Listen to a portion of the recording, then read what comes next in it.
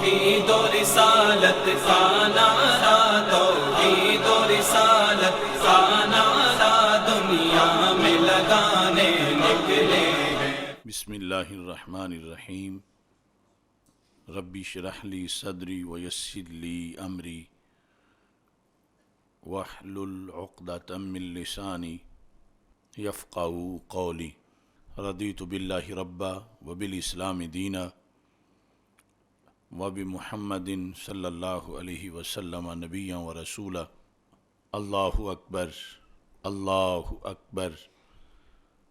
اللہ اکبر، لبیک لبیک لبیک یا رسول اللہ صلی اللہ علیہ وسلم۔ الحمد للہ رب العالمین، والصلاة والسلام علی خاتم النبیین سید الرسل و خاتم المعصومین وعلی آلہ واصحابہ اجمعین۔ اما بعد فاعوذ باللہ من الشیطان الرجیم۔ بسم اللہ الرحمن الرحیم۔ ففہمناہا سلیمان وَكُلًّا آتَيْنَا حُكْمًا وَعِلْمًا۔ صدق اللہ العظیم وصدق رسولہ النبی الکریم الامین۔ ان اللہ وملائکتہ یصلون علی النبی یا ایہا الذین آمنوا صلوا علیہ وسلموا تسلیما۔ الصلاۃ والسلام علیک یا سیدی یا رسول اللہ وعلی آلک واصحابک یا حبیب اللہ۔ الصلاۃ والسلام علیک یا سیدی یا خاتم النبیین وعلی آلک واصحابک یا سیدی یا خاتم المعصومین۔ مولاي صل وسلم دائما ابدا علی حبیبک خیر الخلق کلہم، منزہ عن شریک فی محاسنہ وجوہر الحسن فیہ غیر منقاسم۔ محمد تاج رسل اللہ قاطبۃ، محمد صادق الاقوال والکلم، محمد ذکرہ روح لانفسنا، محمد شکرہ فرد علی الامم۔ رب صل وسلم دائما ابدا علی حبیبک خیر الخلق کلہم۔ خدایا بحق کے بنی فاطمہ کہ برقول ایماں کنی خاتمہ، اگر دعوت امرد کنی ور قبول، منو دستو دامان آل رسول صلی اللہ علیہ وسلم۔ اللہ تبارک و تعالی جل جلالہ وعم نوالہ واتم برہانہ وعظم شانہ وجل ذکرہ وعز اسمہ کی حمد و ثنا، اور حضور سرور کائنات مفخر موجودات زینت بزم کائنات دستگیر جہاں غم گسار زماں سید سروراں حامی بے کساں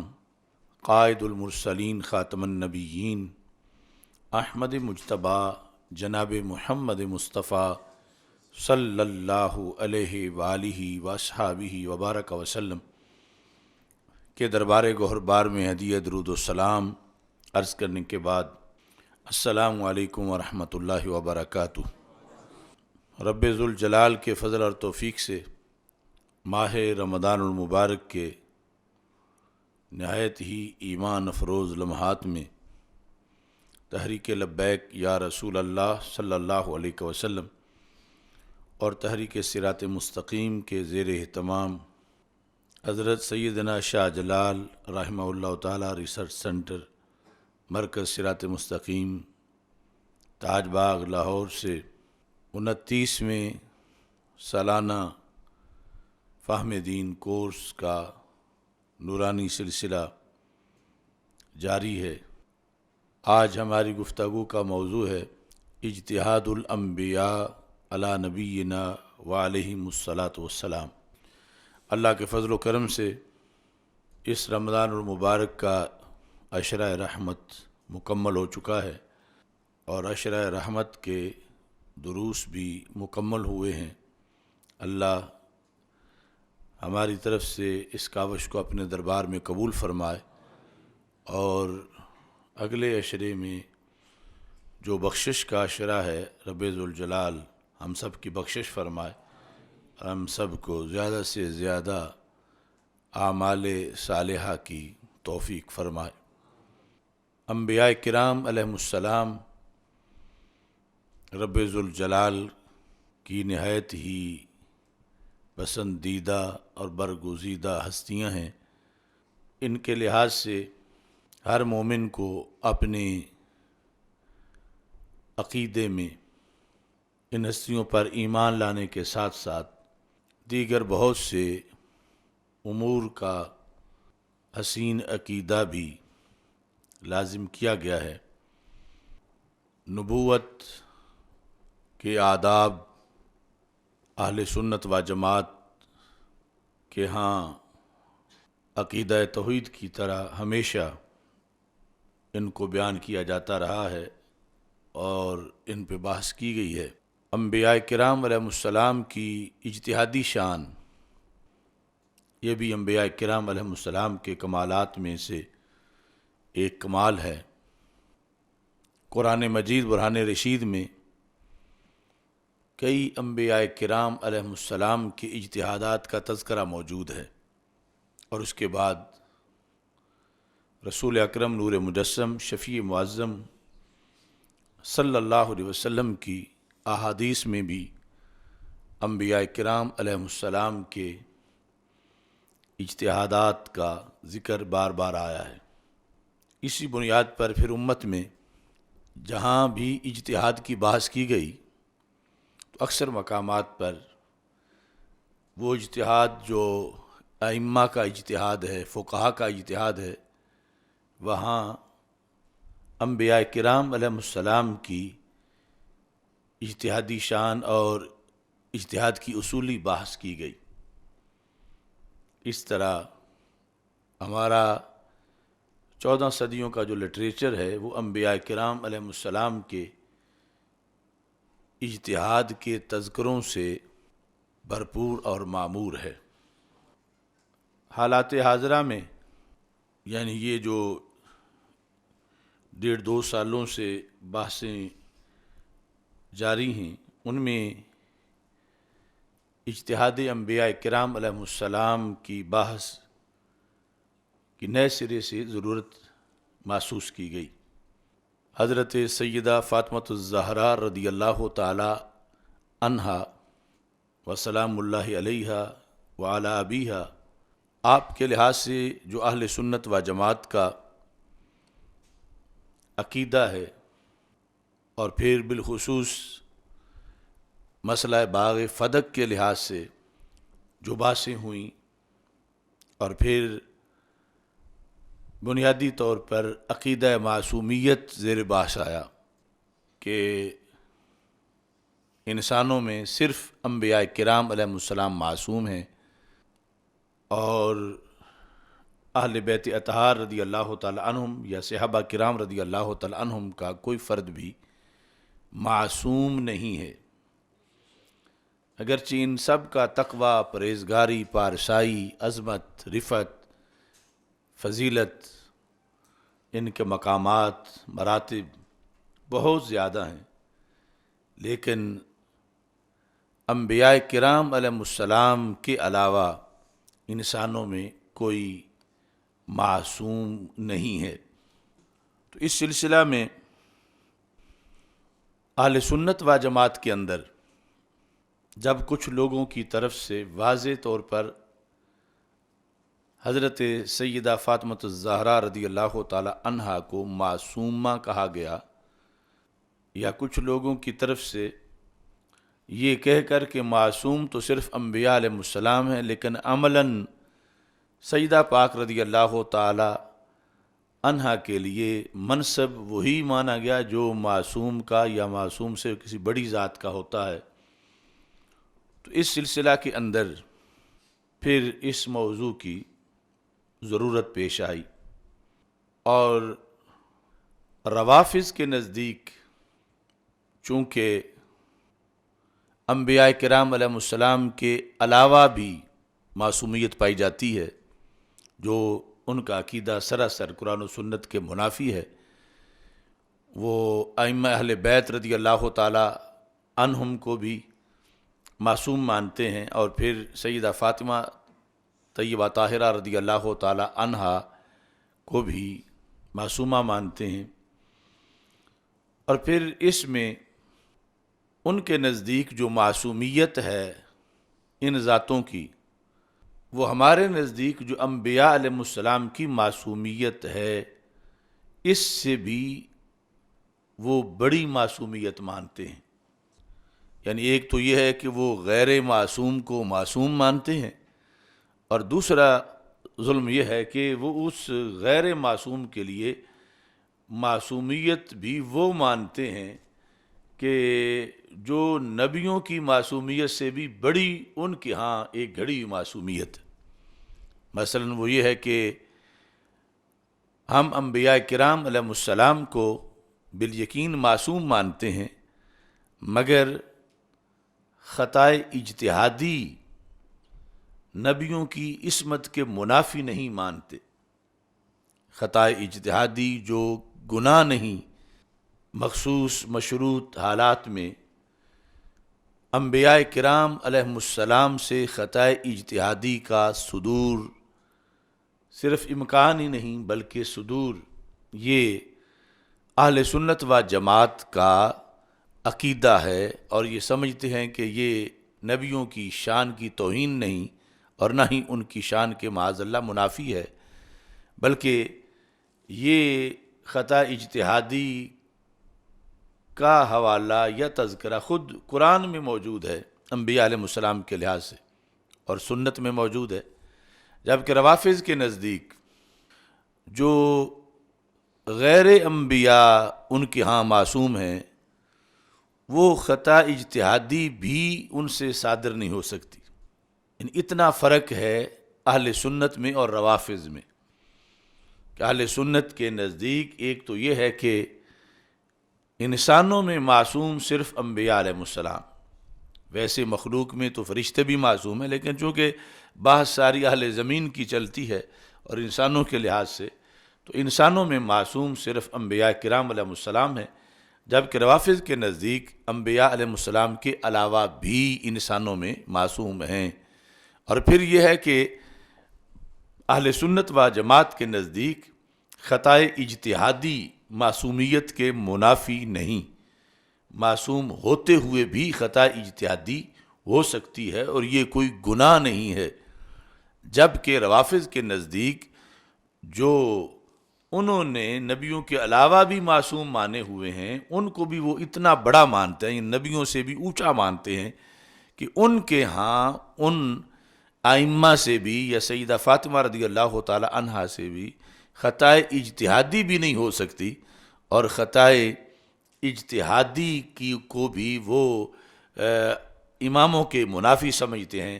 سیدہ پاک رضی اللہ تعالی عنہا کے منافی سمجھتے ہیں۔ یہ علیحدہ بحث ہے کہ روافض کا یہ نظریہ سراسر جھوٹ ہے اور قرآن و سنت سے متصادم ہے، لیکن وہ اس کو کیش اس طرح کرتے ہیں، تصور یہ دیتے ہیں کہ ہم زیادہ ادب والے لوگ ہیں، اور معاذ اللہ اہل سنت بے ادب ہیں، کہ اہل سنت جو ہیں وہ نبیوں کی خطا اجتہادی بھی مان لیتے ہیں، اور ہم تو ان کی خطا اجتہادی نہیں مانتے، اور ہم خطا اجتہادی نبیوں کے شایان شان نہیں سمجھتے، اور معاذ اللہ یہ اہل سنت جو ہیں یہ بے ادبی کرتے ہیں۔ یہ اوپر پرانا ان کا پراپوگنڈا ہے، دور تابعین سے لے کر 14 صدیوں کے اندر۔ اب جس وقت باغ فدق کے مسئلہ میں حضرت سیدہ فاطمہ الزہرا رضی اللہ تعالی عنہا کا جو موقف تھا،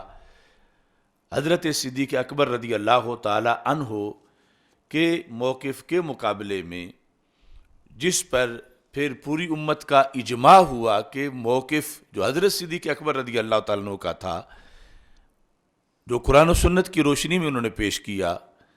اور نحن الانبیاء لا نرث ولا نورث، اس موقف کو مانا گیا، جمیع صحابہ نے بھی مانا، جمیع اہل بیت اطہار رضی اللہ تعالیٰ عنہ نے بھی مانا، اور ساری امت پھر بعد اس موقف کو مانتی آئی۔ اور اس سلسلہ میں یعنی جس وقت روافض سیدہ پاک رضی اللہ تعالی عنہا کے بارے میں ان کے اپنے نظریے سے ہٹ کر یہ ان کے بارے میں کہہ رہے تھے کہ وہ معصومہ تھیں، اور معصومہ کا قول جو ہے وہ قول پیغمبر ہوتا ہے اور وہاں خطا ہو ہی نہیں سکتی، تو اس کا جواب سیدنا میر علی شاہ صاحب رحمۃ اللہ علیہ نے دیا اور دیگر اکابرین نے دیا، اور ہم نے اس جواب کو ذکر کیا جس کے اندر خطا اجتہادی کی نسبت سیدہ طیبہ فاطمۃ الزہرا رضی اللہ تعالی عنہا کی طرف کی گئی، اس دعوے میں جو فدق کے لحاظ سے ان کا پہلے تھا، جس سے پھر وہ دستبردار ہو گئیں۔ تو اس چیز کو روافض نے اچھالا اور اسے معاذ اللہ انہیں حضرت فاطمہ رضی اللہ تعالی عنہا کی توہین قرار دیا۔ وہ اپنے جھوٹ کی بنیاد اور اپنے جھوٹے مذہب کی بنیاد پر اگرچہ ظلم کر رہے تھے، لیکن اپنے مسلک کے حدود کے اندر وہ یہ دھندا کر رہے تھے کہ جس وقت وہ اہل سنت پر یہ الزام لا چکے ہیں کہ معاذ اللہ یہ نبیوں کے گستاخ ہیں، چونکہ نبیوں کی خطا اجتہادی مانتے ہیں، تو یہ تو ان کے لیے کوئی کام ہی نہیں تھا کہ وہ کہتے کہ یہ سیدہ فاطمہ رضی اللہ تعالی عنہا کی بھی توہین ہے، کیونکہ ان کے ہاں وہ معصومہ ہیں، اور معصومہ جو ہے ان سے خطا اجتہادی ان کے بغول ہو ہی نہیں سکتی، اور خطا اجتہادی کہنا جو ہم نے باقاعدہ اجتہاد ذکر کر کے پھر اس کا تذکرہ کیا، یہ یعنی ان کے ہاں ظلم تھا، جھوٹ تھا، غلط تھا، مگر جو ان کا نظریہ ہے اس کے لحاظ سے ان کے حدود کا یہ ایک معاملہ تھا۔ لیکن افسوس یہ ہے کہ اس کو اہل سنت و جماعت کے لوگوں نے جو ان سے وصول کیا تو اس میں یہ نہ دیکھا کہ یہ جو لوگ اسے سیدہ پاک رضی اللہ تعالی عنہا کی توہین بنا رہے ہیں، یہ تو ہمارے بڑوں کو نبیوں کا گستاخ کہتے ہیں معاذ اللہ، اسی بنیاد پر یعنی بڑوں سے مراد ان کی کتابوں میں سیدنا صدیق اکبر اور سیدنا فاروق اعظم رضی اللہ تعالیٰ عنہما دونوں پر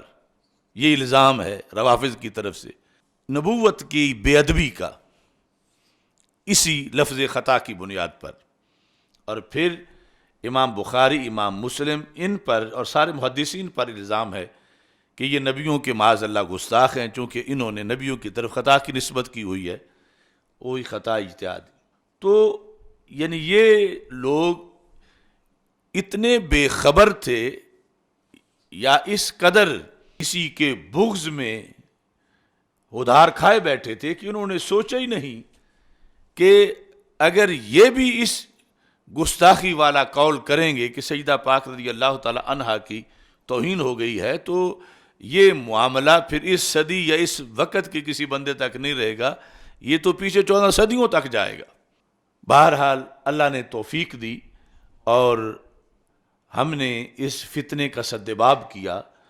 اور یہ پھر ایک ذریعہ بنا کہ بہت سی باتیں منظر عام پہ آئیں اور عوام کے اندر بہت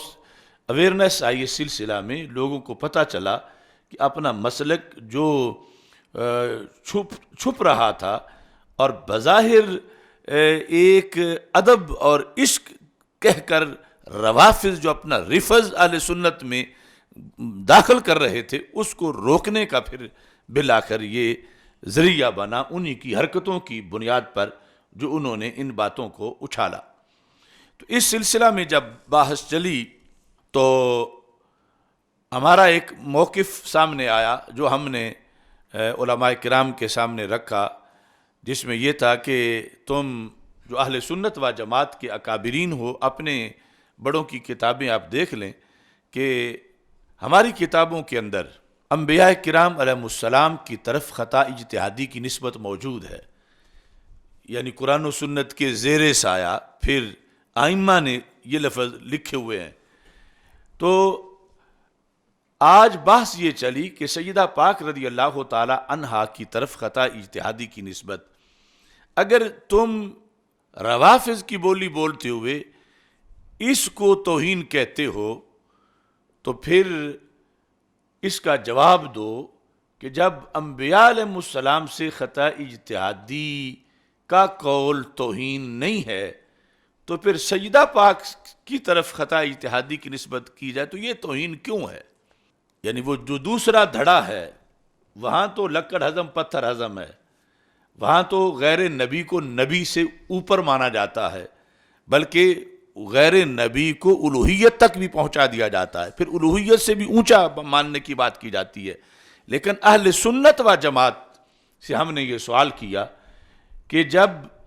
انبیاء علیہم السلام سے خطا اجتہادی کے بارے میں سینکڑوں ہزاروں حوالہ جات موجود ہیں جو لکھے ہوئے ہیں ہمارے اکابر کی کتابوں میں، اور اسے کسی نے توہین نہیں کہا، اگر آج یہاں آپ ان کے دباؤ میں آ کر اس بات کو سیدہ پاک رضی اللہ تعالی عنہا کی توہین کہیں گے تو پھر لازم یہ آئے گا کہ یہ موجودہ سنی بھی عملاً رافضی ہیں، کہ جیسے روافض جو ہیں وہ غیر نبی کو نبی سے بلند تر مانتے ہیں، تو انہوں نے بھی غیر نبی یعنی سیدہ پاک رضی اللہ تعالی عنہا کو خطا اجتہادی کے معاملہ میں نبیوں سے بھی بلند مانا ہوا ہے، کہ نبیوں سے خطا اجتہادی پر تو انہوں نے کوئی کسی کو نہ کافر کہا ہے، نہ کسی کو گستاخ کہا ہے، اور وہ کتابیں بھری پڑی ہیں، تو یہاں کیوں کہہ رہے ہیں؟ اور دوسرا پھر یہ میں نے کہا کہ ہمارا تم رجوع چاہتے ہو یا توبہ چاہتے ہو تو جو دنیا سے چلے گئے ہیں اور انہوں نے انبیاء علیہ السلام کے بارے میں یہ لکھا ہوا ہے کہ حضرت آدم علیہ السلام سے خطا اجتہادی ہوئی، فلاں نبی سے خطا اجتہادی ہوئی، تو کیا انہیں زندہ کر کے ان سے بھی توبہ کرواؤ گے، ان سے بھی رجوع کرواؤ گے؟ وہ طریقہ کیا ہوگا؟ اور لوگ تو تجھ سے مواخذہ کریں گے، پوچھیں گے تجھ سے کہ جس کا تمہارے بیانیے کے مطابق چھوٹا جرم تھا اس سے تو تم نے توبہ کروا لی، اور تمہارے بیانیے کے مطابق جن کے بارے میں معاذ اللہ لازم آ رہا ہے کہ انہوں نے تو اس سے بھی بڑی کی ہوئی ہے،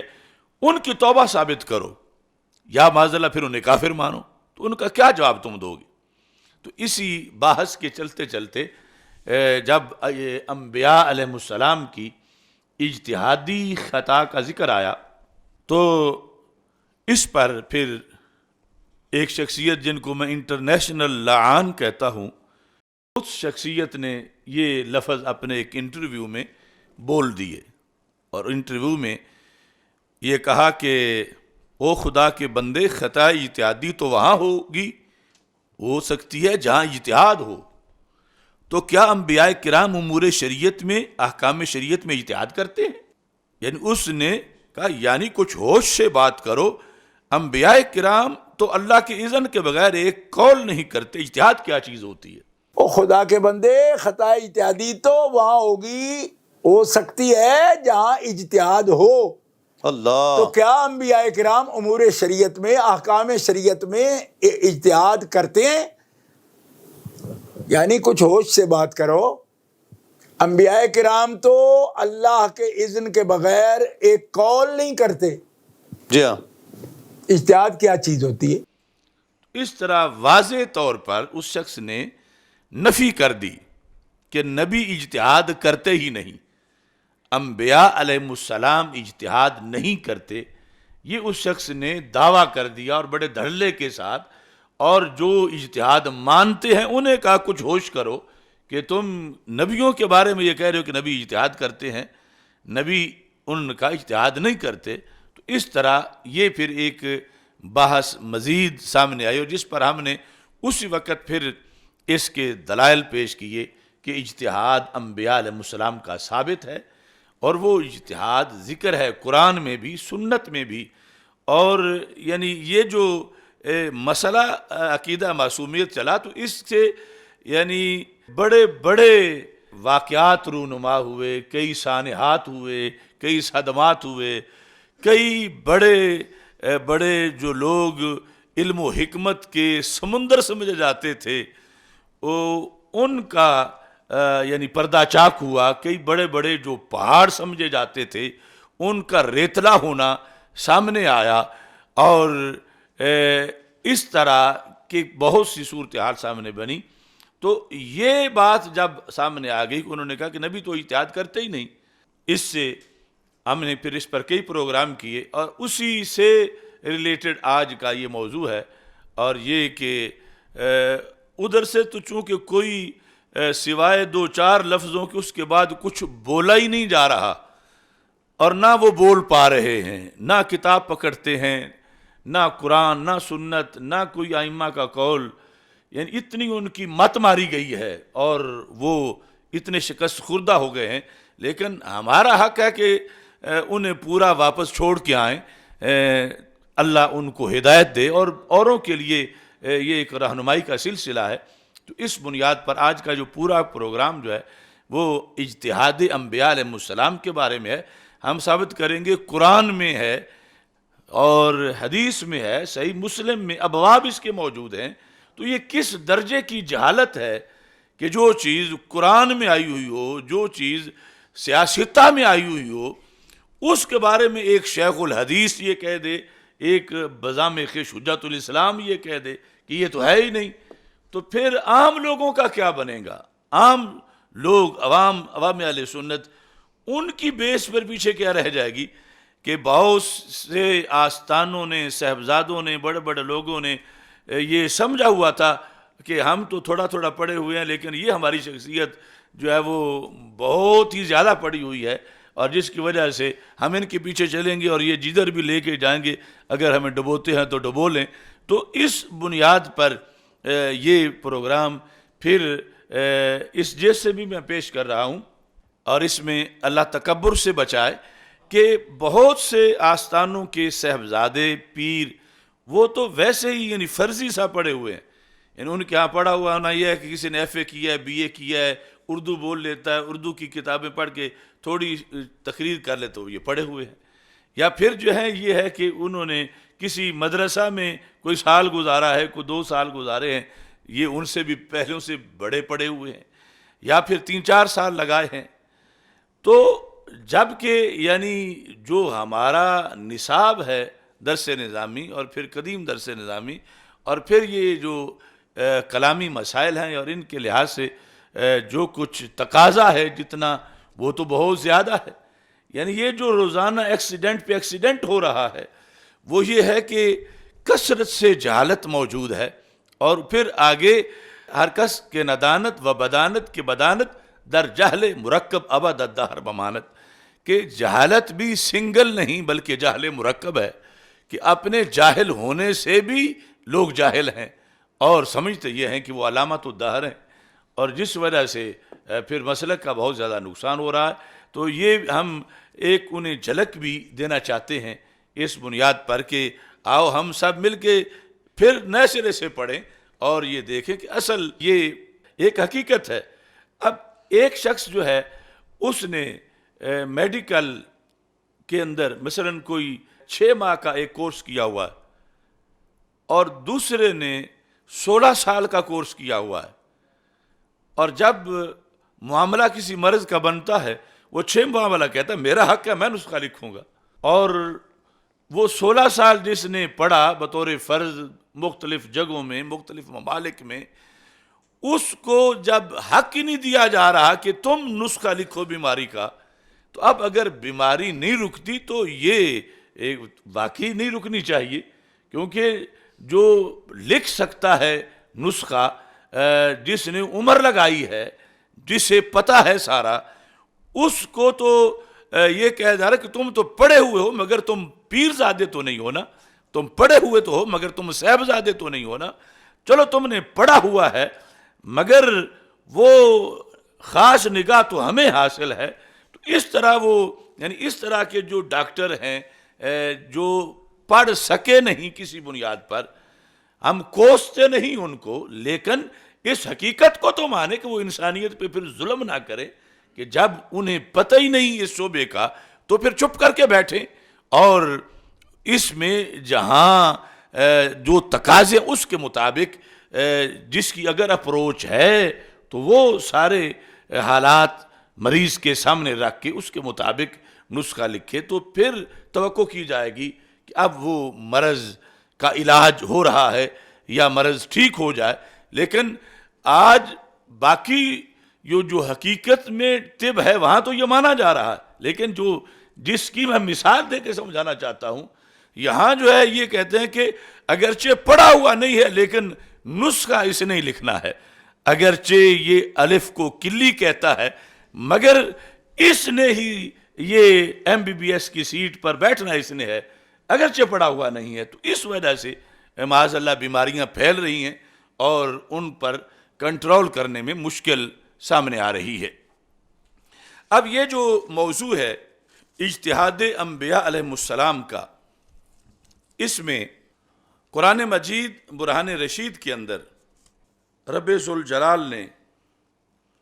کئی مقام پر اس کا تذکرہ کیا. حضرت سلیمان علیہ السلام اور حضرت داؤد علیہ السلام کے لحاظ سے دو خاص طور پر مواقع کے اندر رب ذوالجلال نے اس کا ذکر کیا. اور پھر آگے سیاستہ میں یعنی مسلم شریف میں باقاعدہ اس کا باب موجود ہے. ایک تو یہ ہے نا کہ کوئی جا کے دور کسی شرح کے اندر کسی کا قول ہے اور پھر کسی کو پتہ نہیں چلا کہ یہ قول بھی تھا. یعنی مسلم شریف جیسی کتاب کا وہ پھر پورا باب ہے، اور ایک کتاب میں نہیں ہزارہ کتابوں میں موجود ہے. ایک اس کی گواہی یہ ہے کہ صحیح مسلم شریف کتاب العقدیہ، یہ جلد نمبر 3 ہے بیروت کے چھاپے کے مطابق. باب کا نام کیا؟ ہیڈنگ باب بیان اختلاف المجتہدین، مجتہدین کے اختلاف کا بیان. اور یہاں جن مجتہدین کا انہوں نے ذکر کیا ہے وہ دونوں اللہ کے نبی ہیں. اور تذکرہ کس نے کیا؟ رسول پاک صلی اللہ علیہ وسلم نے. اور پھر صحابہ نے اس کو روایت کیا ہے. عن ابی ہریرہ عن النبی صلی اللہ علیہ وسلم قال بینما امرأتان معہما ابناہما، دو عورتیں تھیں، ان دونوں کے ساتھ ان کے بیٹے تھے، یعنی چھوٹے چھوٹے نو مولود. کسی ڈیرے پر کسی صحرا میں جنگل میں وہ تھیں. جاء الذئب، تو بھیڑیا آیا. فذهب بابن احداہما، تو ان دونوں میں سے ایک کا بیٹا وہ بھیڑیا اٹھا کے لے گیا. فقالت هذه لصاحبتها، جس کا بیٹا حقیقت میں بھیڑیا اٹھا کے لے گیا وہ چلاک بڑی تھی، تو اس نے دوسری کو کہا انما ذهب بابنک انت، کہ تیرا بیٹا جو ہے نا وہ بھیڑیا اٹھا کے لے گیا ہے. یعنی یہ جو ہے یہ تیرا نہیں، یہ میرا ہے، اور تیرا بیٹا جو ہے وہ بھیڑیا اٹھا کے لے گیا ہے. وکالت الاخری، اور دوسری نے سچی بات کی، اس نے کہا انما ذهب بابنک، بھیڑیا تیرا بیٹا لے گیا ہے، میرا تو یہ ہے. فتحاکمتا الی داؤد، تو دونوں جو ہیں، زمانہ تھا حضرت سیدنا داؤد علیہ السلام کا، کیس وہاں لے گئیں. فقضا بہ للکبریٰ، تو حضرت داؤد علیہ السلام نے ان میں سے جو بڑی تھی، جس کا بیٹا اصل میں بھیڑیا لے گیا تھا اور وہ چلاک بنی ہوئی تھی، آپ نے اس کے حق میں فیصلہ کر دیا. کس نے؟ حضرت داؤد علیہ السلام نے. فخرجتا علی سلیمان ابن داؤد علیہ السلام، یہ فیصلہ کروا کے جب باہر نکلیں تو حضرت داؤد علیہ السلام کے بعد حضرت سلیمان علیہ السلام کے پاس ان کا گزر ہوا، اور ان کو یعنی انہوں نے بتایا کہ اس طرح ہمارا کیس تھا. تو حضرت داؤد علیہ السلام نے یہ فیصلہ کیا ہے. اب ظاہر ہے کہ یہ اختصار ہے، جس کا اب بچہ لے کے دے دیا گیا تھا، حقیقت میں اس چھوٹی کا تھا اور دے بڑی کو دیا گیا تھا. تو انہیں افسوس ہوگا اور وہ کہتی ہوں گی کہ ان سے فیصلہ کروا لیتے ہیں، ان سے تو پوچھیں، چلو مسئلہ تو پوچھیں. تو آپ نے فرمایا کہ ائتونی بالسکین، میں فیصلہ کرتا ہوں، ذرا چھری لے آؤ۔ چھری منگائی گئی تو ان دونوں نے پوچھا کہ کیا کس طرح فیصلہ کرو گے؟ تو حضرت سلیمان علیہ السلام نے کہا اشقہ بینکما، میں آدھا آدھا تم دونوں کو دوں گا، اس بچے کو کاٹ کے میں آدھا آدھا دونوں کو دوں گا۔ یعنی وہ جذبات دیکھنا چاہتے تھے کہ جب میں بچے کو کاٹنے کا حکم دوں گا تو کس کے رونگٹے کھڑے ہو جائیں گے، کس کے آنسو نکلیں گے، جس کے چہرے کا تاثر بولے گا کہ اس کے فقالت الصغریٰ، تو چھوٹی بول پڑی، کہنے لگی لا یرحمک اللہ، خدا تجھ پہ رحم کرے، چلو اسے دے دو، کاٹو تو نہیں۔ لا یعنی میں نہیں اجازت دیتی کہ اس کو کاٹا جائے، یعنی مجھے چلو نہیں دیا گیا فیصلے میں پہلے تو ٹھیک ہے اسے دے دو۔ اب حقیقی جو ممتا ہے اس کا یہ تقاضا تھا کہ اب تو مر جائے گا، آدھا آدھا کریں گے تو مر جائے گا، تو مرنے سے بہتر ہے زندہ تو رہے، میں کبھی تو دیکھ لوں گی، تو اس میں میرا فائدہ ہے کہ اس بڑی کو دے دیا جائے، جس طرح کہ حضرت داؤد علیہ السلام نے دیا ہے۔ تو یہ جس وقت جو بڑی تھی وہ ٹس سے مس نہیں ہوئی، یعنی جب یہ حضرت سلیمان علیہ السلام نے کہا کہ ہم تو اب چھری سے آدھا آدھا کریں گے اس کو، تو بڑی کا جو ہے اس کچھ نہیں ہو کہ کسی کا مرنا ہے، اسے کیا ہے، تو چھوٹی بول پڑی کہ نہیں، تو فقضا بہ للصغریٰ، تو حضرت سلیمان علیہ السلام نے کہا یہ بچہ ہے ہی پھر چھوٹی کا، یعنی وہ بھیڑیا جو اٹھا کے لے گیا ہے وہ بڑی کا تھا، اور بڑی ویسے چالاکی سے اپنے دلائل دینے میں تیز تھی، تو قاضی نے تو دلائل دیکھنے ہوتے ہیں، تو حضرت داؤد علیہ السلام نے ان دلائل کو دیکھا، فیصلہ کر دیا، یعنی اپنے اجتہاد کی روشنی میں۔ یہ فیصلہ بذریعہ وحی نہیں تھا، فیصلہ تھا بطور اجتہاد، اور پھر آگے یعنی اگر یہ بطور وحی ہوتا تو حضرت سلیمان علیہ السلام سماعت ہی نہ کرتے کہ وحی سے فیصلہ ہوا ہو تو میں پھر آگے کیوں دوبارہ اس کی سماعت کروں۔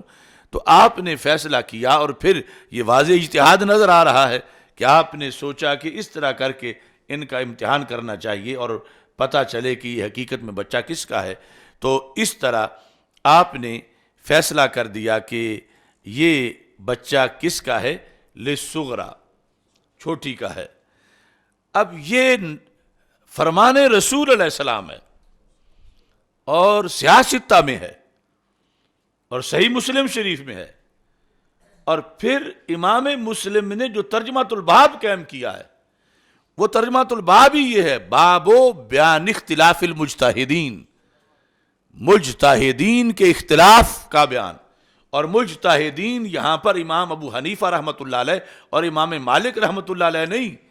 مجتہدین کیا ہیں، انبیاء علیہ السلام، ایک ہیں حضرت داؤد علیہ السلام، دوسرے حضرت سلیمان علیہ السلام جو بالیقین اللہ کے پیغمبر ہیں، اللہ کے نبی ہیں، اور پھر یہ بات زبان رسالت نے بیان کی ہے۔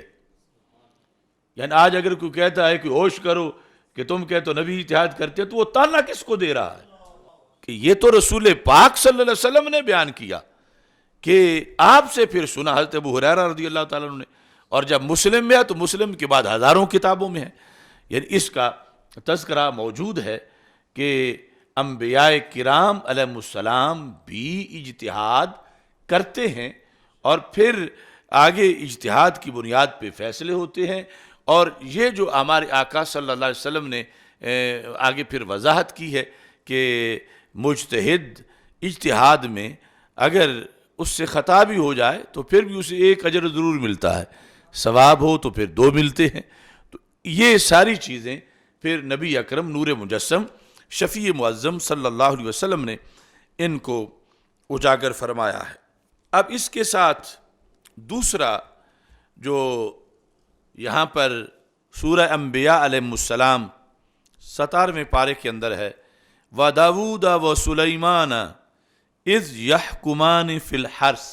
کہ حضرت داؤد علیہ السلام اور حضرت سلیمان علیہ السلام جب دونوں کیا کر رہے تھے، یحکمان فی الحرث، کھیتی کے بارے میں آپ دونوں فیصلہ کر رہے تھے، کھیتی کے بارے میں۔ اب اس کی وضاحت سے پہلے میں اس مسلم کی حدیث پر کچھ شروحات بھی آپ کے سامنے رکھ دوں کہ ائمہ نے پھر جب یہ حدیثیں پڑھیں تو ان پر ان کا تبصرہ کیا تھا۔ یہ مفہم شرح مسلم جو امام قرطبی کی ہے، اس کے اندر اس حدیث کے تحت انہوں نے لکھا، یہ جلد نمبر 5 ہے، صفحہ نمبر 176 ہے، لکھا وفی ھذا الحدیث ان الانبیاء علیہم السلام سوغ لہم الحکم بالاجتہاد۔ اس حدیث سے یہ پتہ چلا کہ انبیاء علیہ السلام کے لیے جائز قرار دیا گیا ہے اللہ کی طرف سے کہ تم اجتہاد سے بھی حکم دے سکتے ہو۔ سوغا جائز قرار دیا گیا ہے ان کے لیے کہ اجتہاد سے بھی تم حکم دے سکتے ہو، یعنی جب وحی نہیں آ رہی تو تم وحی کا انتظار نہ کرو، تم سے پوچھا گیا ہے تو تم جو معلومات ہیں اجتہاد سے تم حکم دے سکتے ہو۔ کہتے ہیں وَهُوَ مذہب المحققین من الاصولیین، تو اصولیین میں سے یہ محققین کا مذہب ہے۔ یہ حدیث مسند امام احمد میں بھی ہے اور اسی طرح سنن نسائی کے اندر بھی یہ حدیث شریف جو ہے وہ موجود ہے۔ اور اس کے ساتھ الدیباج علی صحیح مسلم ابن الحجاج، اس کے اندر اس شرح میں جو امام سیوطی رحمۃ اللہ علیہ کی شرح ہے، انہوں نے پھر اس پر مزید آگے وضاحت بھی کی جو عام ذہنوں میں سوالات پیدا ہو سکتے ہیں سوال جواب کی شکل میں۔ امام نووی نے اصل میں یہ سوال اور جواب لکھ کر کیے۔ فَإِنْ قِيلَ كَيْفَ حَكَمَ سُلَيْمَانُ بَعْدَ حُكْمِ داؤد علیہ الصلاۃ والسلام فی القضیۃ الواحدہ، ایک ہی کیس کے دو فیصلے کیوں ہوئے؟ کہ جب حضرت سلیمان علیہ السلام سے پہلے حضرت داؤد علیہ السلام فیصلہ سنا چکے تھے، تو پھر حضرت سلیمان علیہ السلام نے کیوں فیصلہ کیا؟ وَنَقَضَ حُکْمَهُ، اور توڑ دیا ان کا حکم۔ حضرت سلیمان علیہ السلام نے حضرت داؤد علیہ السلام کا حکم توڑ دیا۔ وَالْمُجْتَہِدُ لَا يَنْقُضُ حُکْمَ الْمُجْتَہِد، جبکہ مجتہد دوسرے مجتہد کے حکم کو نہیں توڑتا، تو یہاں پھر کیوں ایسا کیا؟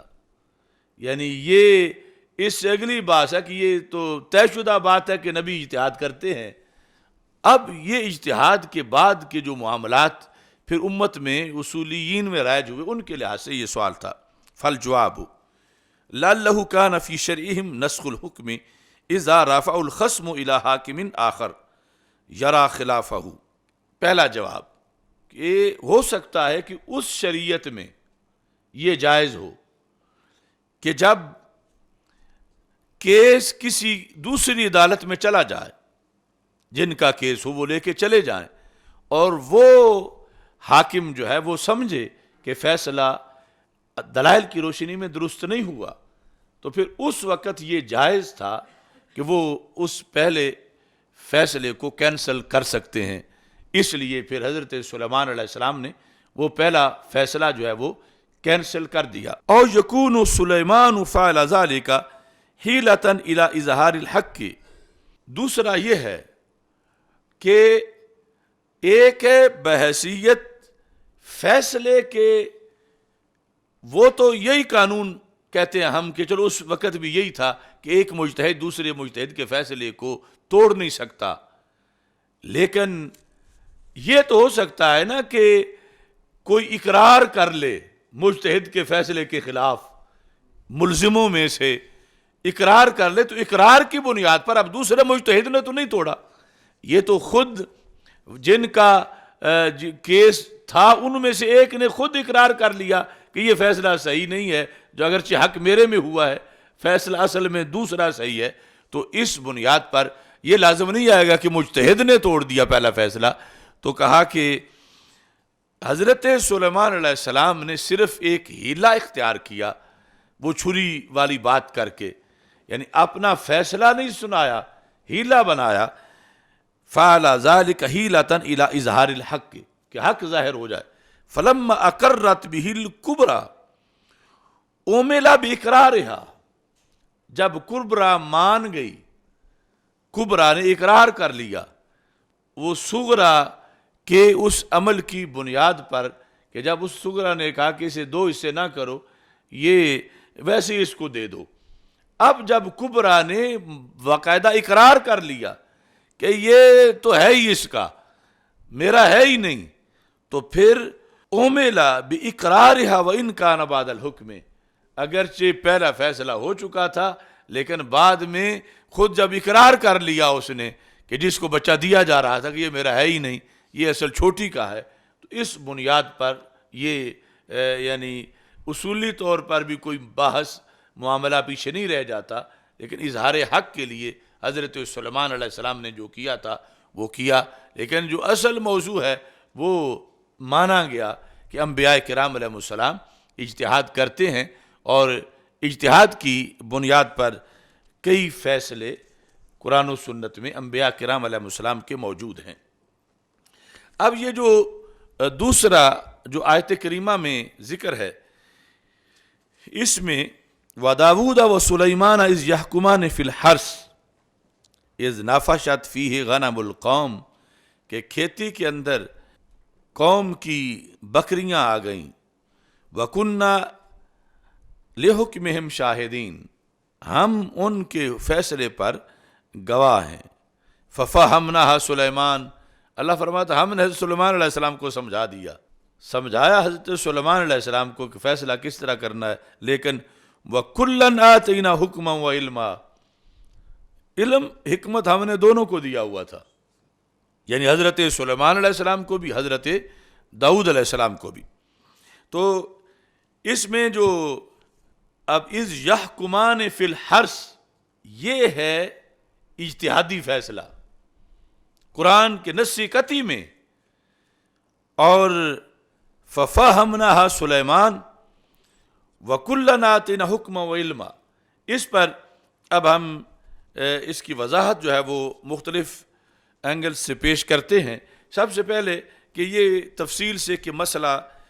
تھا کس طرح، فیصلہ کیا ہوا، اور پھر فیصلہ بدلا کیسے. تو تفسیر در منصور کے اندر اس طرح ذکر ہے، دو شخص حضرت داؤد علیہ السلام کے پاس آئے. وَكُنَّا لِحُكْمِهِمْ شَاهِدِينَ کے تحت انہوں نے لکھا. ان میں سے ایک تھا کھیتی والا، دوسرا تھا بکریوں والا. یہ فریقین تھے، ایک کی کھیتی تھی، دوسرے کی بکریاں تھیں. فقال صاحب الحرث ان هذا ارسل غنمه في ارسی فلم تبق من حرسی شیئا، کہ اس کی بکریاں تھیں، اس نے میری کھیتی میں وہ ساری چھوڑ دی ہیں، اب میرا تو پیچھے تنکا بھی نہیں رہا. یعنی ان بکریوں نے پیچھے کچھ نہیں چھوڑا، ساری کھیتی نکل گئی ہیں. تو اب ہمارا یعنی اس کا وہ مظلوم تھا متاثرین میں سے کہ اب میرا فیصلہ کرو. فقال له داؤد علیہ الصلاۃ والسلام اذهب فإن الغنم كلها لك. تو کھیتی والے کے حق میں فیصلہ ہو گیا کہ حضرت داؤد علیہ السلام نے کہا کہ بکریوں نے جنہوں نے تیری ساری کھیتی کھائی ہے وہ ساری بکریاں تیری ہیں. یعنی وہ بکریوں والے کے خلاف فیصلہ ہوا اور اس کی حمایت ہوئی جس کی کھیتی تھی کہ ٹھیک ہے وہ تیری کھیتی کھا گئی ہیں تو تم ساری بکریاں لے لو. فقضا بذالک داؤد علیہ الصلاۃ والسلام، فیصلہ ہو گیا. ومر صاحب الغنم بسلیمان علیہ السلام، بکریوں والا جو ہے وہ حضرت سلیمان علیہ السلام کے پاس سے گزرا. فاخبرہ بالذی قضا بہ داؤد علیہ السلام، اس نے بتایا کہ اس طرح کا ہمارا معاملہ تھا، تو حضرت سیدنا داؤد علیہ السلام نے یہ فیصلہ کیا ہے. تو اب میری بکریوں نے وہ کھیتی تو کھائی تھی پر میں بکریوں سے محروم ہو گیا ہوں، کہ انہوں نے ساری بکریاں کھیتی کے مالک کو دے دی ہیں. فدخل سلیمان علی داؤد علیہ السلام. اب یہ وہ سماعت جو ہے یہ پہلے والے معاملے سے ہٹ کر ہے یعنی یہاں باقاعدہ خود جا کے ان کو انہوں نے کہا کہ حضرت سلیمان علیہ السلام نے کہ اس کا ایک فیصلہ اور بھی ہو سکتا ہے، تو وہ فیصلہ آپ کر دیں۔ تو اس طرح پھر حضرت داؤد علیہ السلام نے رجوع کر لیا اپنے اس فیصلے سے جو خود کیا ہوا تھا۔ اس پر پھر آگے ہم بتائیں گے کہ اگر واحد سے کیا ہوتا تو رجوع کیوں کرتے، اور اگر واحد سے ہوتا تو پھر واحد کے خلاف حضرت سلیمان علیہ السلام مشورہ کیوں دیتے داؤد علیہ السلام کو۔ تو یہ فیصلہ تھا اور اجتہاد کی بنیاد پہ تھا۔ تو حضرت سلیمان علیہ السلام نے کہا یا نبی اللہ ان القضاء سوی الذی قضیت، جو آپ نے فیصلہ کیا اس سے ہٹ کے اصل میں فیصلہ ہے۔ فقال کیف، تو حضرت داؤد علیہ السلام نے کہا کیسے؟ قال سلیمان علیہ السلام ان الحرث لا یخفی علی صاحبی ما یخرج منہ فی کل عام، کہ یہ جو کھیتی کا مالک ہے، سال ہر سال سے کاشتکار ہے، اس کو پتہ ہے کہ کھیتی اس طرح کی ہو تو کتنی پیداوار ہوتی ہے، یعنی جو کھیتی بکریوں نے کھا لی اگر برقرار رہتی پک جاتی تو کتنی، مثال کے طور پر گندم تھی تو کتنی بوریاں بنتی، یہ اس کو پتہ ہے کہ اس طرح کی کھیتی سے اندازاً کتنی پیداوار آتی ہے۔ تو پھر فرمایا کہ فَلَهُ مِنْ صَاحِبِ الْغَنَمِ أَنْ يَنْتَفِيَ مِنْ أَوْلَادِهَا وَأَصْوَافِهَا وَأَشْعَارِهَا حَتَّى يَسْتَوْفِيَ ثَمَنَ الْحَرْثِ، مثال کے طور پر یعنی وہ بننی تھی 20,000 کی، تو پھر اس طرح کرو کہ اسے حکم دو کہ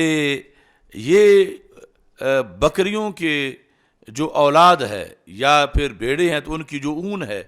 اور یہ بال ہیں، اس طرح کی چیزیں یہ بیچ لے کھیتی والا اپنا نقصان پورا کرنے کے لیے۔ بکریاں اصل جو بکریاں ہیں وہ بکری والی کے ہی رہیں،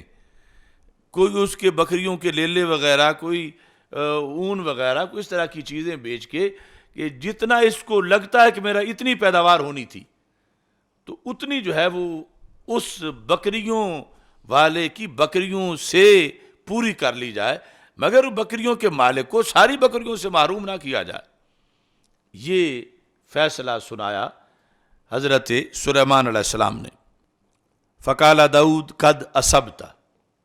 تو حضرت داؤد علیہ السلام نے کہا آپ نے درست فیصلہ کیا، القضاء کما قضیت، یہ ہے جو اللہ فرماتا ہے ففہمناہا سلیمان، کہ ہم نے حضرت سلیمان علیہ السلام کو سمجھا دیا۔ یعنی یہاں یہ فرق کیا، یہ نہیں کہا ففہمناہا داؤد و سلیمان، ہم نے دونوں کو سمجھا دیا، نہیں، ففہمناہا سلیمان، ہم نے حضرت سلیمان علیہ السلام کو سمجھا دیا۔ یعنی یہ جو ان کے ذہن کے اندر یہ چیز آئی، یہ دلائل آئے اور یہ اجتہاد کا جو پروسیس تھا یہ انہوں نے کیا، لیکن رب ذوالجلال ناراض حضرت داؤد علیہ السلام سے بھی نہیں، مذمت ان کی بھی نہیں کی۔ یعنی یہ جو ہمارا موقف ہم بار بار کہتے ہیں کہ اجتہاد میں اگر خطا بھی ہو جائے تو کوئی جرم نہیں، خطا بھی ہو جائے کوشش کے باوجود تو کوئی عیب نہیں، کوئی گناہ نہیں، ایک اجر پھر بھی ملتا ہے۔ تو اللہ تعالیٰ فرماتا ہے وَكُلًّا آتَيْنَا حُكْمًا وَعِلْمًا، داؤد بھی علم والے ہیں، وہ بھی حکمت والے ہیں، یعنی یہ نہیں کہا معاذ اللہ وہ جاہل ہے انہیں پتہ نہیں۔ اللہ فرماتا وَكُلًّا آتَيْنَا حُكْمًا وَعِلْمًا، یہاں کلن کا معنی جو دو پیچھے جسٹس موجود ہے کہ دونوں کو ہی ہم نے علم دیا، دونوں کو ہی ہم نے حکمت دی، دونوں کو ہم نے یہ نوازا۔ تو یہ قرآن میں سب کچھ ہے، اور ادھر حضرت صاحب بولتے ہیں، کہتے ہیں کہ یہ تو ہوش کرو، کہہ کیا رہے ہو کہ نبی تو اجتہاد کرتے ہی نہیں۔ قرآن میں ہے کہ نبی اجتہاد کرتے ہیں، آیات میں ہے کہ نبی اجتہاد کرتے ہیں۔ ابھی خود ہمارے رسول حضرت محمد مصطفیٰ صلی اللہ علیہ وسلم کے اجتہادات کی آیات بھی قرآن میں ذکر ہے کہ آپ نے اجتہاد کیا تو اس پر آیت اتری اجتہادات کے لحاظ سے۔ تو یعنی یہ ایک پورا طبقہ جو انہوں نے ہائر کیا تھا ایک ایسی شخصیت کو کہ اس جلالی کا اور کوئی علاج نہیں،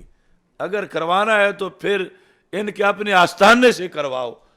پھر جو ہے وہ علاج ہوگا۔ تو جس کو انہوں نے ڈھونڈ کے بیرون ملک سے کہ علم بڑا ہے اور یہ ہے اور وہ ہے، تو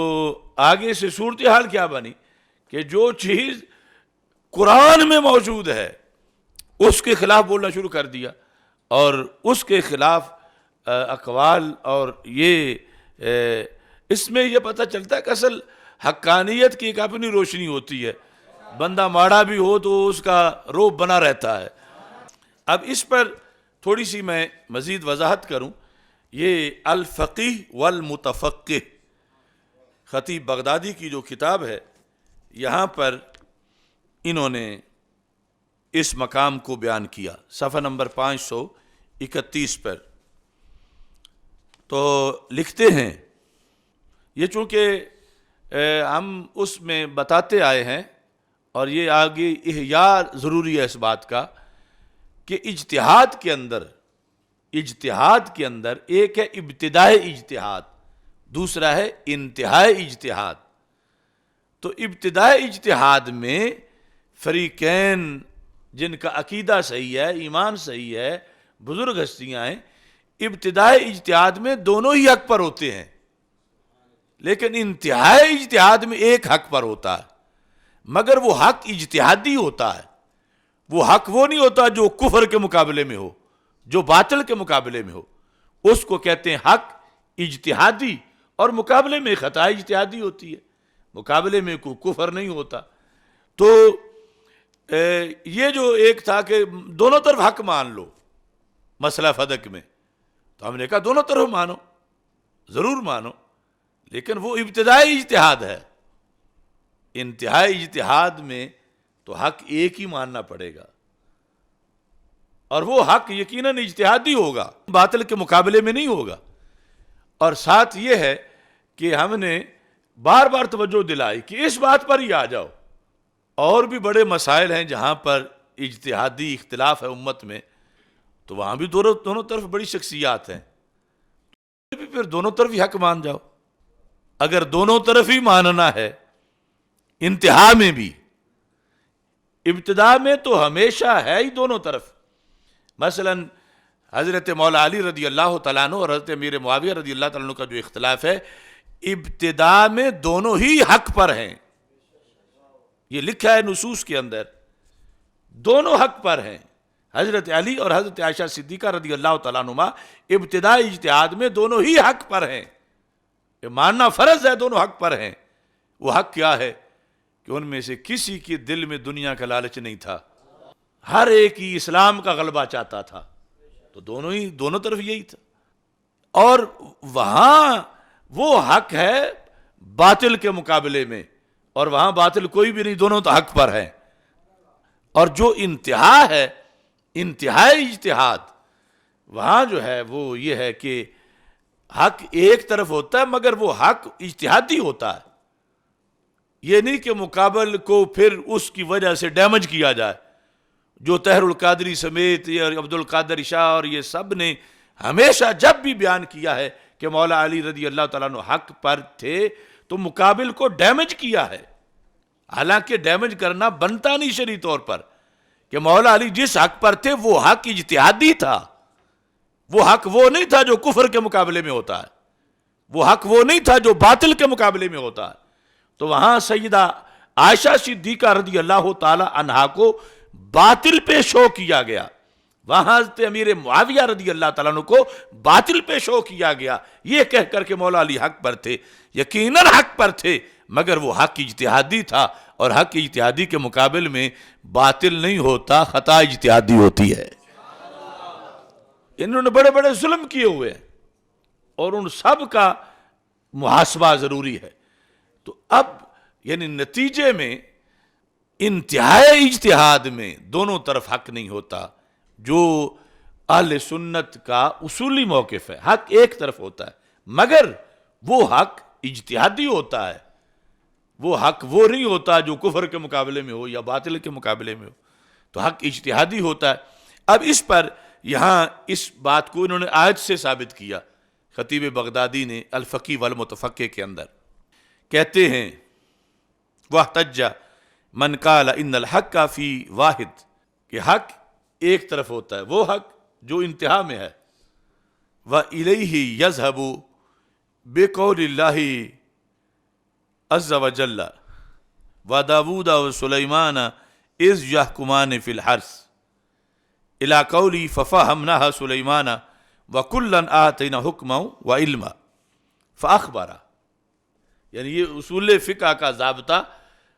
اخبارہ اللہ نے بتایا کیا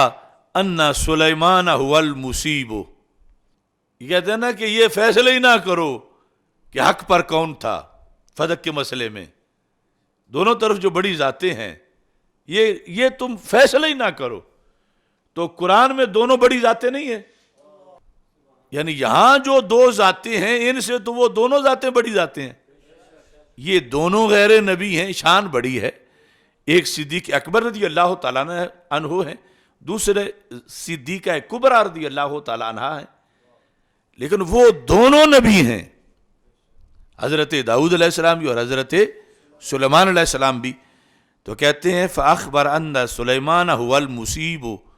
وَحَامِدَهُ عَلَىٰ إِصَابَتِهِ وَأَثْنَىٰ عَلَىٰ داؤد فِي اجْتِهَادِهِ وَلَمْ يَذُمَّهُ وَلَا خَطَئِهِ، کہ فَفَهَمْنَاهَا سُلَيْمان ایک کو مصیب قرار دیا، دونوں کو نہیں، لیکن دوسری طرف کی بھی مذمت نہیں کی، یعنی حضرت داؤد علیہ السلام کی بھی مذمت نہیں کی اور ان کی بھی تعریف کی۔ یہ جو ہم کہتے آ رہے ہیں کہ حضرت سیدہ پاک رضی اللہ تعالی عنہا کا اس موقف میں جو خطا اجتہادی ہے اس میں ملامت نہیں، ان پر عیب نہیں، تو یہ لکھتے ہیں آیت کی روشنی میں وَهَذَا نَصٌ فِي إِبْطَالِ قَوْلِ مَنْ قَالَ إِذَا أَخْطَأَ الْمُجْتَهِدُ يَجِبُ أَنْ يَكُونَ مَذْمُومًا، کہتے ہیں کہ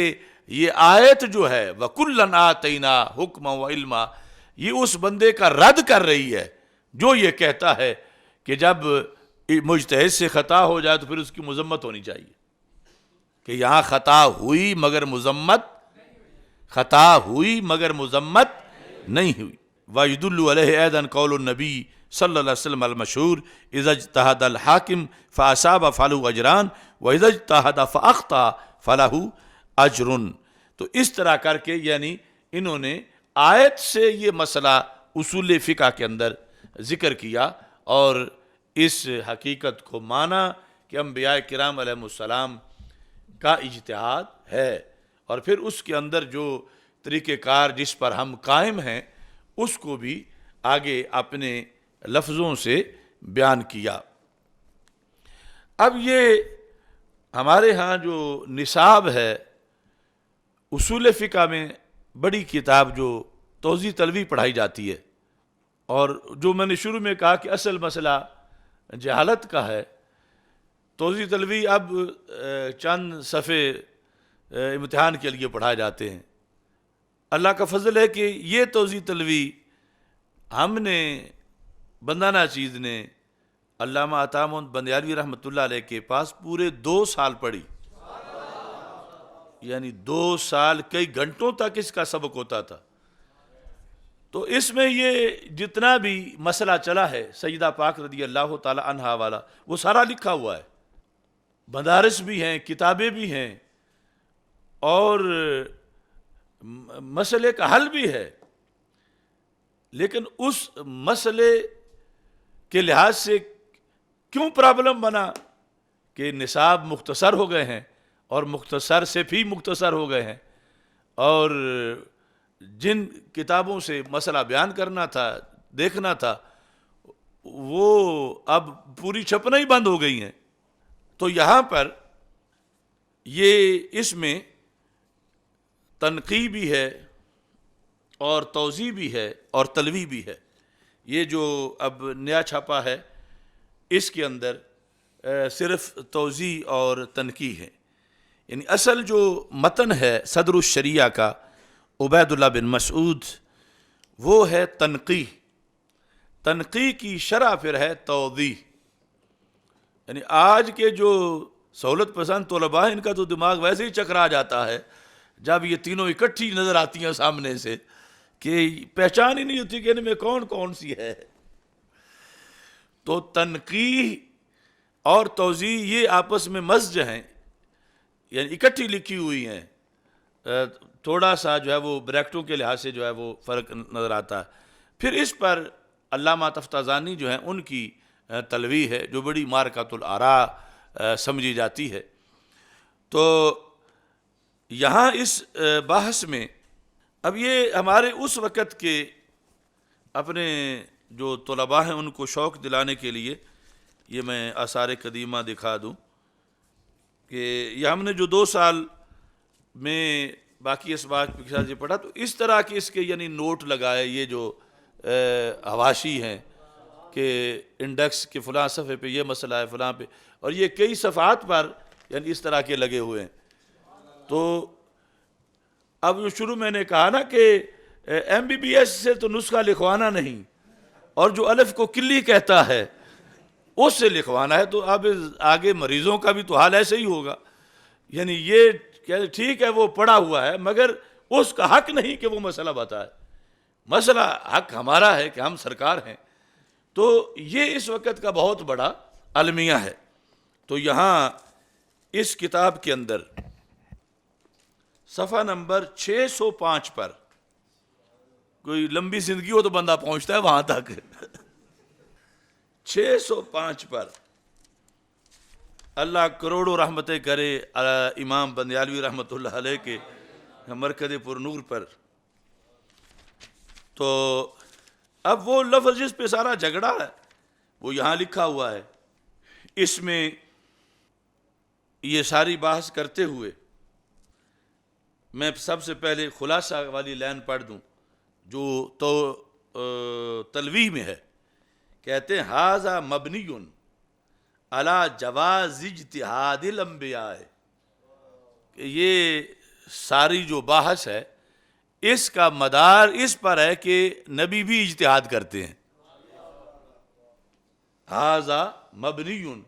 علی جواز اجتہاد الانبیاء. دوسری بات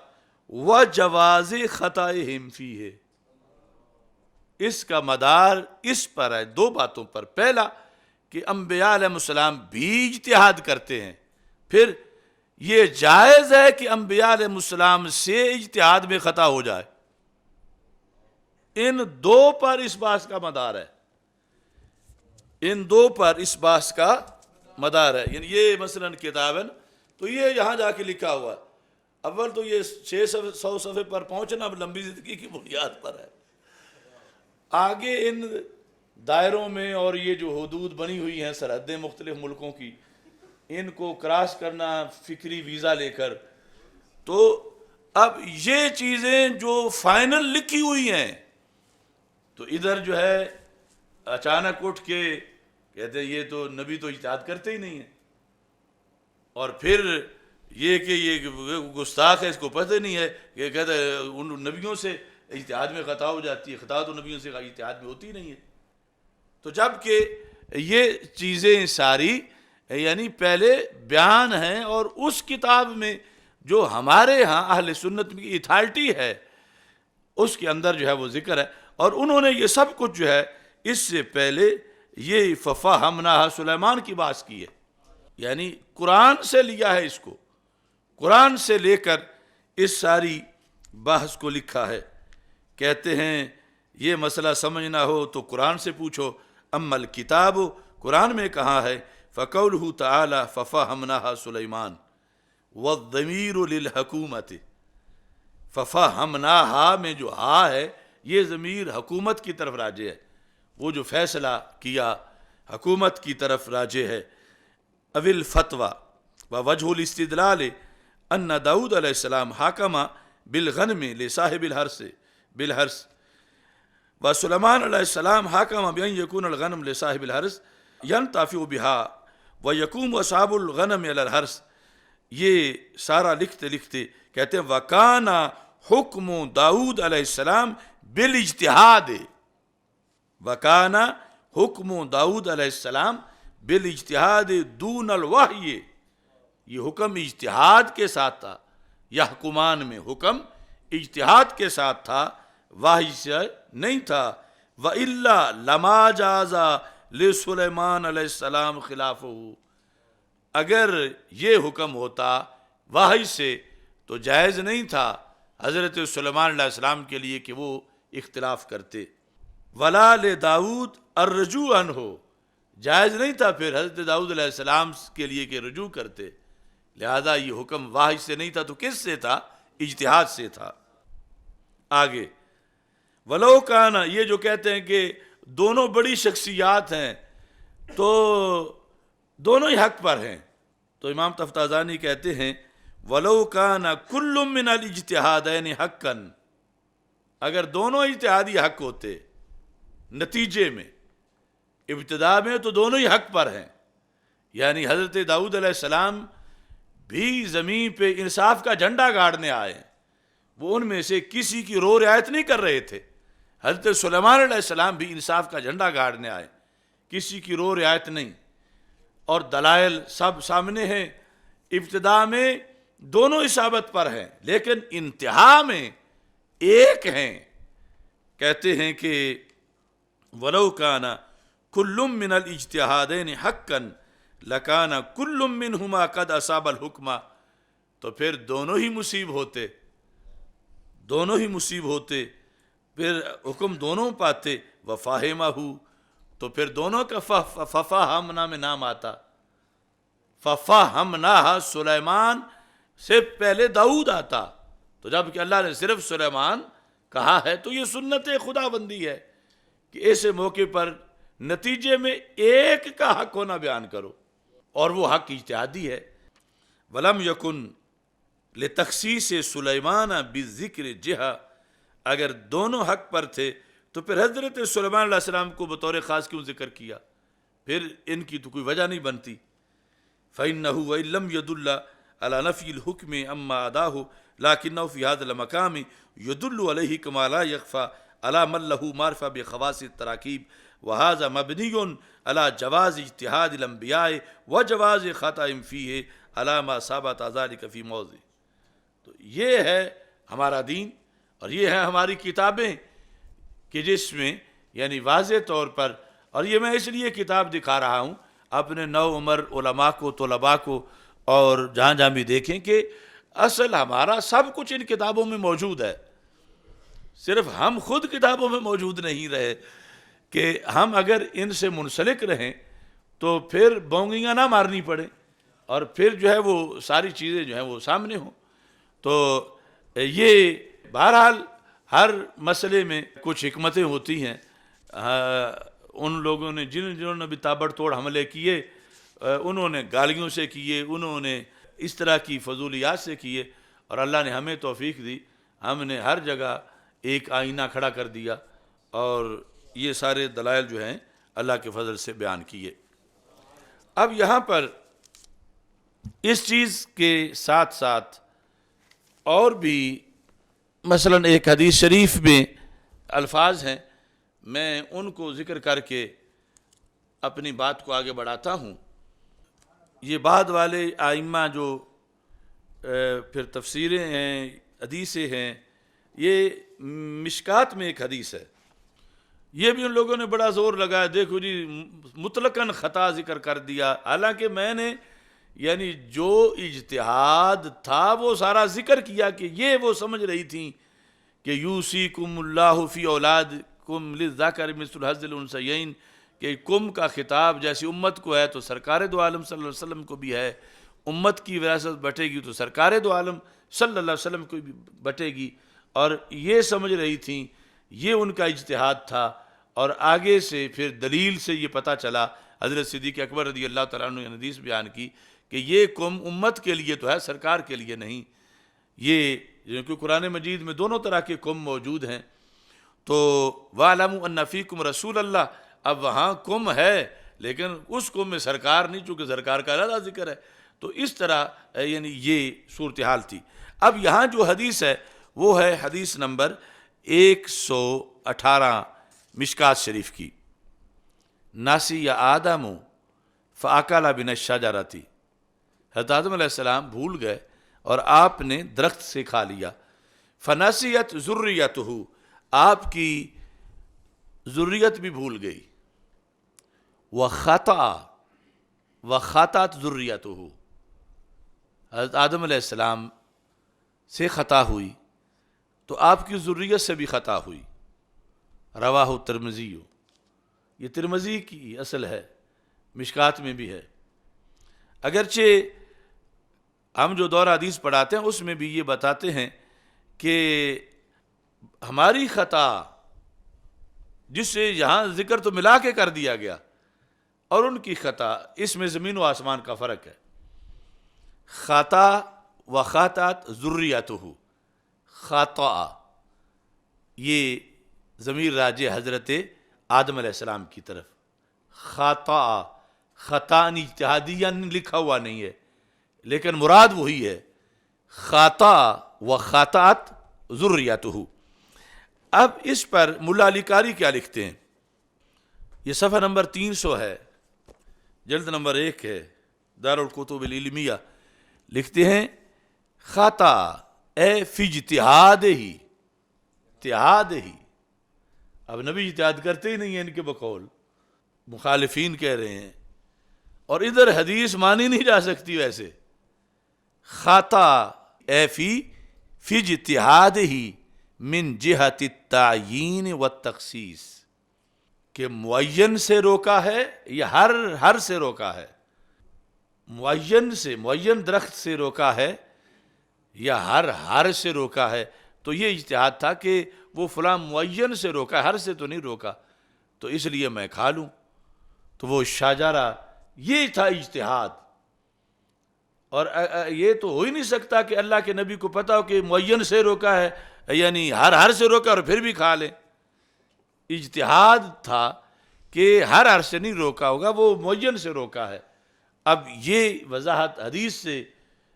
یہ اکابر سارے کر رہے ہیں، یہ ساری امت مانتی ہے کہ نبی اجتہاد کرتے ہیں، اور اس کے انداز میں آگے اس کا تذکرہ۔ اشیاء اللمعات کے اندر اس کا ذکر جب آیا تو جلد نمبر 1 میں تذکرہ ہے،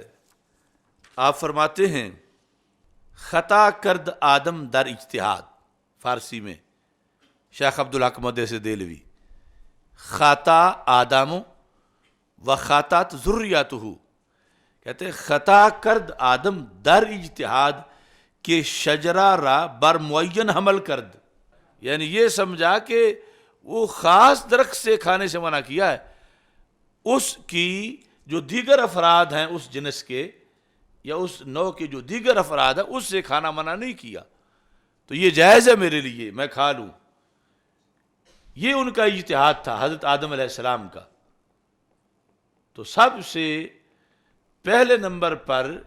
یعنی اجتہاد یہاں سے ثابت ہوا، دنیا میں انسانیت کی ریل پیل بنی ہی اجتہاد انبیاء سے ہے، یعنی انہوں نے اجتہاد کیا تو اجتہاد کے نتیجے میں دانا کھایا، تو اس کے بعد جو ہے وہ پھر زمین پہ تشریف لائے۔ تو یہ یعنی ان ساری حدیثوں کے اندر یہ مانا گیا کہ اجتہاد نبی کرتے ہیں، اور اجتہاد کی وجہ سے ملامت نہیں ہے، اجتہاد کی یہ برکات بھی ظاہر ہوتی ہیں۔ اچھا، اس میں اب جب ہم ذکر کرتے ہیں بعد کے لوگوں کا، چونکہ اب لاہور تک پہنچنا ہے رفتہ رفتہ چلتے ہوئے مفتی احمد یار نعیمی صاحب تک، تو تفسیر رضوی جو مولانا حشمت علی صاحب نے لکھی، اس کے جلد نمبر 1، اس میں لکھا ہے انہوں نے کہ آدم علیہ السلام سے جو خطا سرزد ہوئی وہ بھول تھی یا خطا اجتہادی تھی، بھول تھی یا خطا ارادی نہ تھی، کہ انہوں نے ولا تقربا سے جو صیغہ نہی کا ہے، لا تقربا، لا تقرب، لا تقربا، تم دونوں، جو صیغہ نہی کا انہوں نے نہی تنزیہ سمجھی، یہ دوسرا اجتہاد ہے، پہلا یہ ہے کہ معین درخت سے روکا ہے یا ہر جو اس نوع کا درخت ہے اس سے، تو یہ سمجھا کہ معین سے روکا ہے، ہر سے نہیں روکا۔ اب یہ ہے کہ حرام نہیں کیا، نہی تنزیہ ہی ہے، اگر حرام سمجھتے تو بالکل نہ کھاتے۔ جو صیغہ نہی ہے نہی تنزیہ سمجھی ہے، جس کا کرنا خلاف اولا ہو، نہ نہی تحریمی کی جس کا کرنا گناہ ہوتا ہے۔ تو ان کا اجتہاد تھا کہ میں کوئی گناہ نہیں کرنے لگا، چونکہ جو لا تقربا ہے یہ نہی تحریمی نہیں ہے بلکہ نہی کیا ہے؟ تنزیہی ہے۔ اور کہتے ہیں اور خطا اجتہادی گناہ نہیں۔ مولانا حشمت علی خان کہتے ہیں بھول کر خطا کرنے میں مواخذہ نہیں، کہ انبیاء کرام علیہ السلام معصوم ہیں، ان سے خطائے ارادی سرزد ہونا ناممکن ہے۔ تو یہ اجتہادی ہے یا غیر ارادی ہے، یہ یعنی مسلسل سب لکھتے آ رہے ہیں۔ ایسے ہی یہ تفسیر نعیمی ہے، تفسیر نعیمی تو گھر گھر میں ہے خیر سے۔ پھر مولانا حکیم الامت مفتی احمد یار خان نعیمی صاحب، یعنی یہ تو ہمارے جو ائمہ خطبہ بیچارے درس نظامی نہ بھی پڑھ سکیں تو اس سے تو وہ بھی استفادہ کر لیتے ہیں، مطلب یہ تو ان کی اپروچ میں بھی ہے۔ اور ایک بندہ حجت الاسلام ہو یا حجت الاسلام یا شیخ الحدیث اور پھر یہ تفسیر نعیمی تک بھی اپروچ نہ ہو تو یہ بہت افسوس کی بات ہے۔ یہ صفحہ نمبر 262 ہے، اس میں پہلی جلد کے اندر یہ لفظ اب بڑے اصولی انہوں نے لکھے ہوئے ہیں۔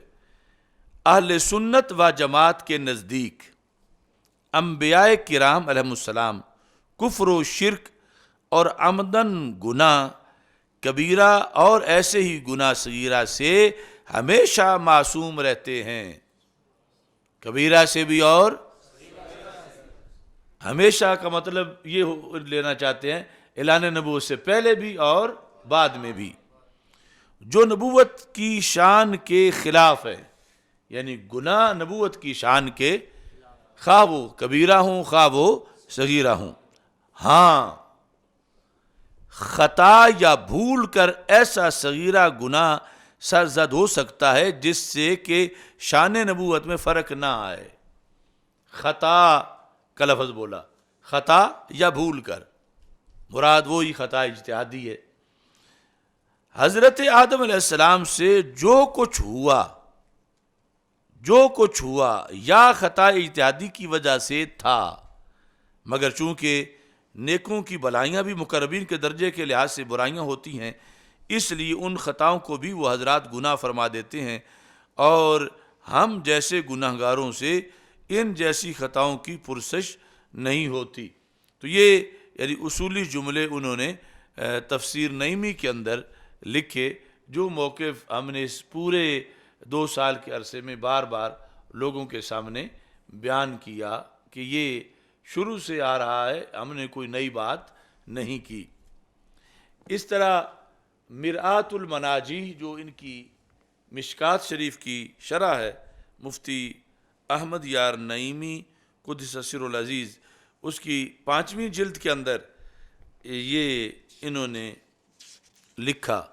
یہاں بھی انہوں نے ففہمنہا سلیمان کے لحاظ سے حوالہ دیا 398 صفحے پر، اور اس کے بعد انہوں نے بطور خاص جو ہے یہ لکھا 416 صفحے پر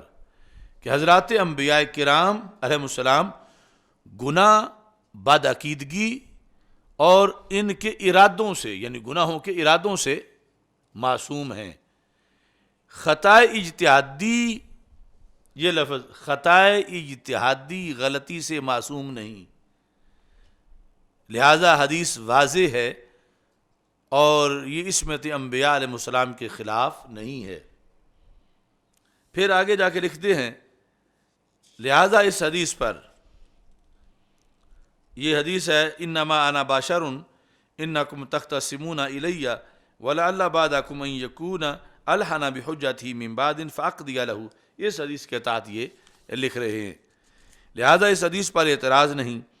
کہ حضرات انبیاء کرام علیہ السلام خطائے اجتہادی پر قائم نہیں رہتے، خطائے اجتہادی پر قائم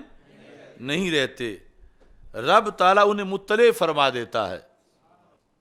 تو اس غلط فیصلہ پر حضور قائم کیوں رہتے؟ بذریعہ وحی مطلع کیوں نہ کیے جاتے تھے؟ کیونکہ خطا اجتہادی فیصلہ ہی غلط ہوتا ہے، اگرچہ اس غلطی پر گناہ نہیں ہے، اور یہاں فیصلہ حق ہے کیونکہ دلیل پر مبنی ہے۔ یہ پھر آگے اس کی وضاحت ہے حدیث شریف کی۔ بہرحال جو اصول کا معاملہ تھا وہ انہوں نے بتا دیا، خطا اجتہادی معصومیت کے منافی نہیں ہے، اور اس طرح یہ ہے کہ پھر اس پر مطلع کر دیا جاتا ہے اللہ تعالیٰ کی طرف سے۔ ایسے ہی حضرت علامہ سید احمد سعید شاہ صاحب کاظمی رحمۃ اللہ علیہ، آپ نے بھی یعنی انبیاء کرام علیہ السلام کے اجتہاد کو لکھا، اور انبیاء علیہ السلام کے لحاظ سے خطا اجتہادی کو مانا۔ یہ جو آپ کے مواعظ کاظمی ہیں، مواعظ کاظمی، ان کے اندر جلد نمبر 2 یہ تذکرہ موجود ہے، وہی جو حضرت داؤد علیہ السلام کا معاملہ ہے۔ یہ صفحہ نمبر 196 پر حضرت داؤد علیہ السلام کا اجتہاد یہ تھا کہ انہوں نے بڑی کو دیا وہ بچہ، اور حضرت سلیمان علیہ السلام کا اجتہاد یہ تھا کہ انہوں نے چھوٹی کو دیا۔ اب ایمان سے کہنا یہ فیصلہ جو ہوا اجتہاد پر مبنی ہوا یا نہیں ہوا؟ اجتہاد پر ہوا۔ اگر اجتہاد کوئی غلط چیز ہے تو یہ اعتراض پھر حضرت داؤد علیہ السلام پر بھی آئے گا، حضرت سلیمان علیہ السلام پر بھی آئے گا۔ یعنی یہ وہ بحث کر رہے ہیں کہ کچھ لوگ امام ابو حنیفہ رحمۃ اللہ علیہ پر اعتراض کرتے ہیں کہ وہ اجتہاد سے کیوں مسائل بیان کرتے تھے، تو کاظمی شاہ صاحب رحمۃ اللہ علیہ نے کہا یہ تو پھر نبیوں پر بھی اعتراض آئے گا کہ وہ کیوں اجتہاد سے مسائل جو ہے وہ بیان کرتے تھے۔ تو پتہ چلا کہ یعنی انبیاء علیہ السلام کے اجتہاد کا مسئلہ اس کے یہ معترف تھے، اور اس کا انہوں نے یہاں پر ذکر کیا۔ ایسے ہی مشکلات الحدیث جو آپ کی کتاب ہے اس کے اندر بھی آپ نے یہ لکھا کہ حضرت موسیٰ علیہ السلام نے محض اجتہادی طور پر یہ سمجھا کہ حضرت ہارون علیہ السلام کی غلطی ہے، حالانکہ حضرت ہارون علیہ السلام کی واقعی کوئی غلطی نہ تھی۔ تو یہاں بھی یعنی حضرت موسیٰ علیہ السلام کے لحاظ سے اجتہاد کا قول انہوں نے لکھا۔ تو یہ چند اس کے شواہد تھے آج کے موضوع کے لحاظ سے، جو کہ ریکارڈ صحیح کرنے کے لیے پیش کیے۔ اللہ تعالیٰ سب کا حامی و ناصر ہو۔ وآخر دعوایا ان الحمد للہ رب العالمین۔